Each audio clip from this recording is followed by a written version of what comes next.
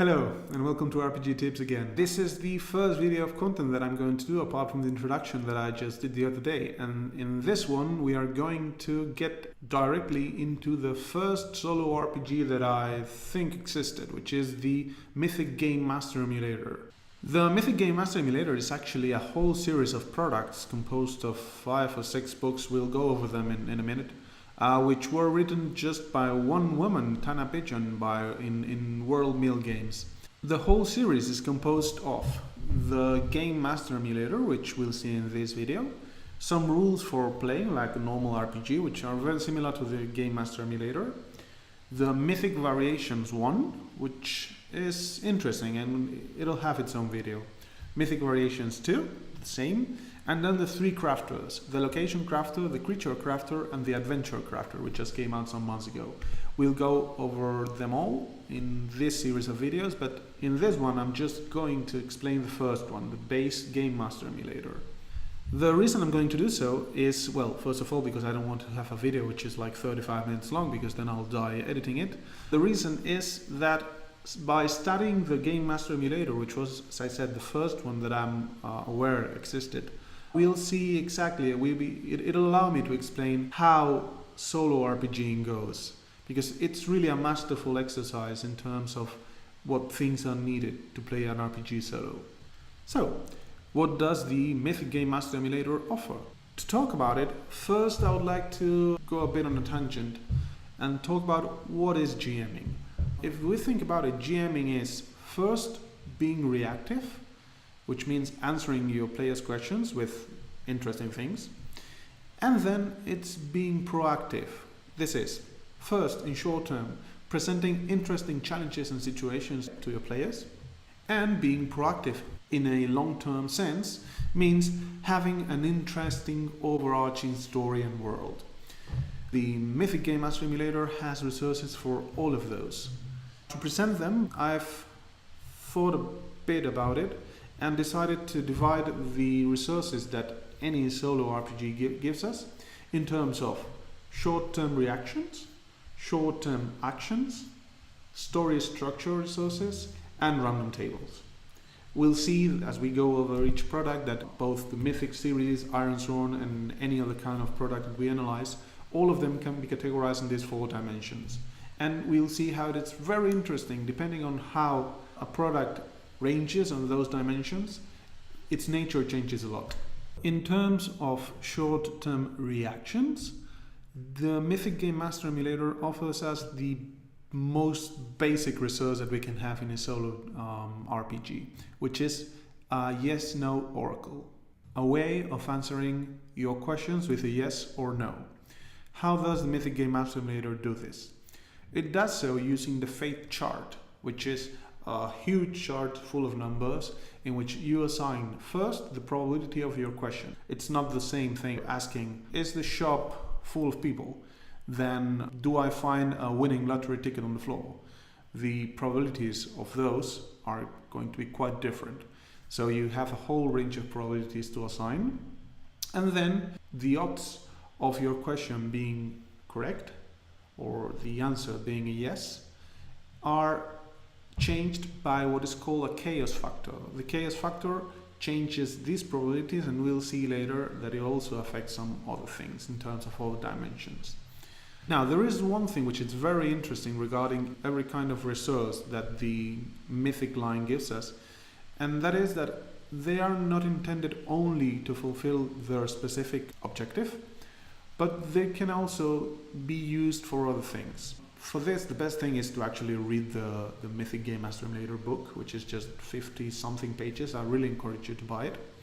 And for example, with the fate chart or the yes-no oracle, it encourages us to not only interpret the yes answers as positive things from which we grow the story, but also use the no's that it gives us. If your question is the shop full of people? Maybe a no will tell you that the shop is not only not full of people, but also void of people. Maybe it's abandoned. And the great thing is that this kind of philosophy can be applied to not only your short-term reactions, your short-term situations, but can be applied to everything. You can ask, is the fighter going to attack? And that will give you combat behavior. Or is my city religious? And you can get into world building using this philosophy. Of course, just interpreting yes or no answers is going to be a bit shallow. That's when we get into more resources that the Mythic Game Master Emulator gives us. But just with this is probably the most basic thing and the most powerful one. If you're able to master just interpreting, going with yes-no answers, you'll be able to have very interesting stories. I didn't explain how the fate chart works. You just throw a percentile dice and compare it with the number that it gives you, and if it's over that, it's a yes. If it's less than that, it's a no, or the other way. I really don't remember right now.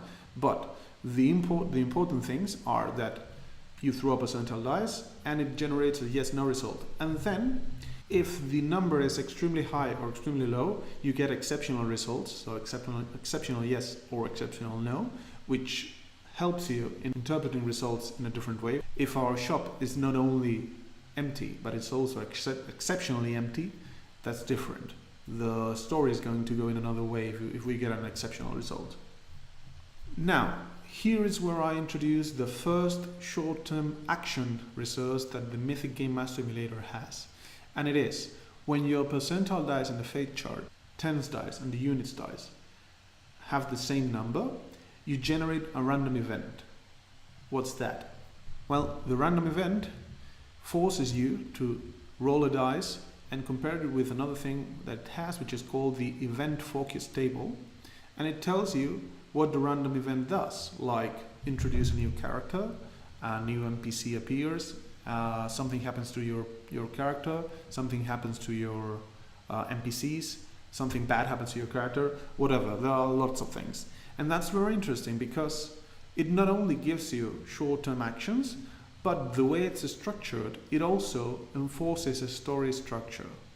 It enforces it by actually forcing things which are related to your story to happen. And to help you interpret your results, the results of the random event, the Mythic Game Master Emulator contains two random tables which are meant to be used together, which are the event meaning tables, event meaning action and event meaning subject. They are both 100 words, and the first one contains actions and the second one contains subjects. And the way you use it is you roll first on the actions and then you roll on the second one and you obtain things like take food. Okay, so if the random event is introduce a new NPC and the event meaning is take food, that's going to be extremely different from PC negative and develop death. Probably in the first situation we're talking about just a minor thief who's just stealing food, and in the second one we're talking about maybe an assassin or someone who wants to kill our character, just with 3 rolls. I find it really important to remark again how the resources that the Game Master Emulator gives us can be used for more things than just the clear objectives that the book lays out. The event meaning tables can be used for more things than just interpreting your random event results. Is the shop empty? Exceptionally yes. And we add a role in the event meaning table, which is malice fears. Okay, that sounds probably like the shop is not only abandoned, but it's haunted. In contrast, is the shop empty? Exceptionally yes. Control victory. Maybe this shop has been turned into a fortress, which is defending someone from something. What's it supposed to defend from? From 2 random results, our story has developed in extremely different ways. This kind of thing is greatly expanded on Mythic Variations too, and we'll see it when we reach it. Until now, as a summary, we've seen the fate chart on the Oracle yes-no questions, the random event, and the event meaning tables. All of them short-term actions or reactions. Remember, the Oracle answers yes or no, exceptional yes or exceptional no, and if the dice you roll have the same number, then you get a random event. Let's go to the long-term resources or story structure resources that the Game Master Emulator gives us. The first one is quite basic. It's first of all a list of characters, a list of NPCs, of important characters to the story and to our character. You create them based on the past of your character. Of course, the past of your character is something that can also be generated by asking yes/no questions and getting event meaning results. Now, I think that you may start seeing how powerful they can be if you are a bit creative with them. A list of characters and a list of threats, and that's very important. Threats are just adventures, things that you want to do. If your character is, for example, a wizard with the objective of becoming the best wizard ever, your first threat would be become the best wizard ever. If in the first session you run across a guy delivering a magic sword and you want it, your second threat would be get the magic sword. Why are these lists important? Because they interact with the random event roll. When you roll, for example, get closer to a threat, you will roll on your list of threats, and that will tell you that something has happened that brings you closer to achieving your objective. So now we can see that with the short-term action of the random event roll and the long-term results of the character and threat list, the Mythic Game Master Emulator is able to keep a cohesive story, more or less, running. And it's actually going to force characters that have already appeared and threats that you are following to reappear in other situations. If, for example, you take a detour on your trip and you get a random event that forces you to continue your threat, then maybe you found a hint somewhere in some ruins or somewhere else that you maybe didn't expect, but the Mythic Game Master Emulator has thrown it to you. I like to joke around and say that the Game Master Emulator is actually more creative than I am, which is kind of stupid because normally the creativity comes from you. But really, the curveballs and strange stuff that has happened to me playing with the Game Master Emulator hasn't happened to me in any kind of game that I've played. Now, apart from the short-term actions and reactions and the long-term structural story cohesive thing that I've talked about, the Game Master Emulator gives us two more resources, which are like meta resources. They also influence in the story, but are a bit more abstract. The first one is the chaos factor. If you remember the first part of the video, I talked about it when I talked about the fate chart. I said that it influences the probabilities of your questions being answered yes. How does it work? The chaos factor is just a number from 1 to 9 that starts at 5, and it measures how chaotic your adventure is. If it's closer to 9, then your adventure is pretty chaotic and your character is being crazy, and the probabilities of a question being yes are going to be higher. If it's closer to 1, then your adventure is going quite calm, and the probabilities of a question being yes are going to be lower. The usefulness of the chaos factor measured like this is not really clear to me. As we'll see in Mythic Variations 2, a new chaos factor is introduced, which for me makes much more sense. For now, just let's take that number as it is, as I've told you, because I'm talking just about the base game, but we'll see that it can be improved. Lastly, the chaos factor also influences in the last resource that I'm going to talk about, which is the scenes. Scene, a set piece, as we know them like in series, is just a frame of certain events which are interesting. Mythic forces you to play in scenes, so you can avoid the boring stuff and just focus on interesting things. It also allows you to play in a cinematic way. You just interpret the most interesting scenes. Or you can play in a simulationist way, in which you just play the whole story. I tend to play in a simulationist way, but it's very nice to have the option to do any one. How do the scenes work? Well, first of all, you have to determine the objective of your scene. If, for example, my character is a wizard who is running behind some guy with a sword and just finds a random shop in the middle of the road, the scene objective would be explore the shop in the middle of the road. So, first we set the scene. Then we throw a dice, d10, and compare it to the chaos factor. If it's over it, then the scene proceeds as expected.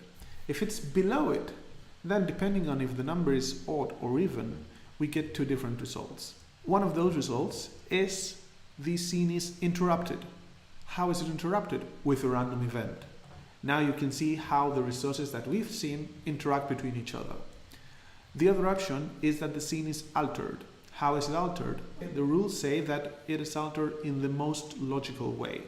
Normally, I'm not able to interpret this, so I just roll in the event meaning table and interpret that. The division in scenes also forces you to update the character and threat list every time you begin a scene. It's a neat way of forcing you to bookkeep. Okay, so as a summary, we've seen that the Mythic Game Master Emulator is composed of short-term reactions in terms of yes-no questions, which can be useful for much more than that. Short-term actions in terms of random events, which are complemented by a random table, which is the event meaning table. And long-term resources, such as the list of characters and threats, which synergizes with the random event role, the chaos factor, and the framing mechanism in terms of scenes. What's my opinion on Mythic?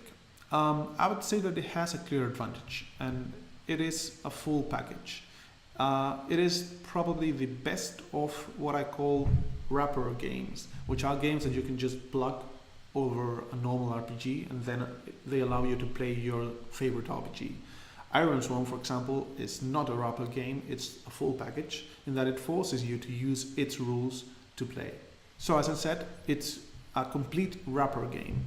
It's also quite simple in terms that you don't have to remember too much. The fate chart is a bit cumbersome, that's true, but you can just print it and use it. But its mechanisms are very simple, and it's astounding the kind of plots they create with just such simple mechanisms. On the other hand, what are its disadvantages? I would say that it lacks specificity. What do I mean with this? It lacks random tables. The yes-no answers are very good and are very useful, but when it comes to doing heavy world building or, for example, generating a dialogue, it's really lacking. It can be done, but it's just a bit taxing, and there are better ways to do so that we'll see in other videos. But what I would say is Mythic's most important disadvantage, and in fact I think it's so important that I had to reset all of my technical things again to record this, is the fact that it doesn't produce a complex kind of results in the yes-no questions. Some of the oracles, as we'll see, produce a range of yes and, yes, yes but, no, and no and. While Mythic only produces exceptional yes, yes, no, and exceptional no. This lack of variety in results is probably the worst thing that Mythic has. And even then, it's not that bad, but it's a clear disadvantage. So this has been my summary of the Mythic Game Master Emulator. I hope you liked it. I hope it was clear. I'm planning on doing some resources, some software tools to use them, or some cheat sheets to remember about them. Please tell me if you would like to see them. In the next video, I will talk about the Mythic Variations 1 book, which is the logical step once you start using Mythic to go on to that one. And I've asked the people in the community, and you've told me that you would be interested in seeing how I organize my games, how I play my sessions. That's something that I plan to do, definitely. And I must admit that I'm really glad that this series is generating interest, because as some people have already said, there is just not enough discussion of this hobby in YouTube. Probably because it's composed of people playing alone. Nevertheless, I hope you liked the video. I hope that if you didn't know the Mythic Game Master Emulator, or if the concepts weren't so clear, now they are clear to you. If you have any kind of doubt, please hop by the Mythic GME subreddit, by the Discord server. I'll be more than happy to answer you, and there are much more people who are much more knowledgeable than me on those that can also help you. So thanks for stopping by, and I hope to see you again in the next video.